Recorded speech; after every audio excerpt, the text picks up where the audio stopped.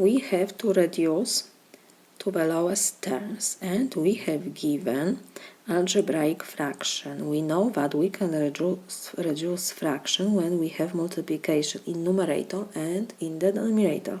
So first let's check our numerator. We have a cube minus b cube. So this is difference of two perfect cubes. Let me remind you formula. When you have a cube minus b cube, this is equal a minus b times a square plus ab plus b square.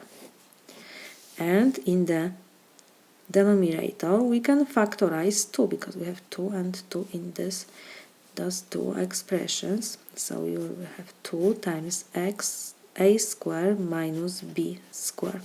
So this is equal, in the parentheses in the denominator we have difference of two perfect squares. So we can rewrite this, that, let me copy our numerator. So this is a minus b times a square plus ab plus b square over 2 we have to copy, and in parentheses we will have a plus b times a minus b.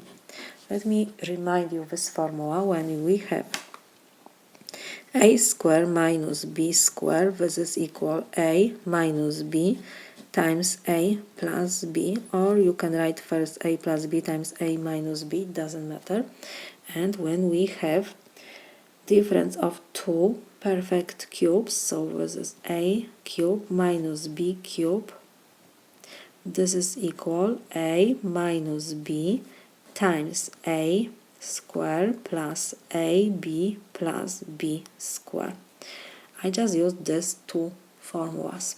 So now when we have multiplication we can reduce. We have the same expression in parentheses, a minus b and a minus b. So a minus b divided by a minus b is 1.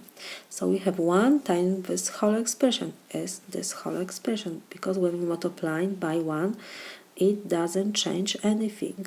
So we have a square plus ab plus b square in the numerator, and in the denominator we have 2 times a plus b in parentheses. So this is my solution.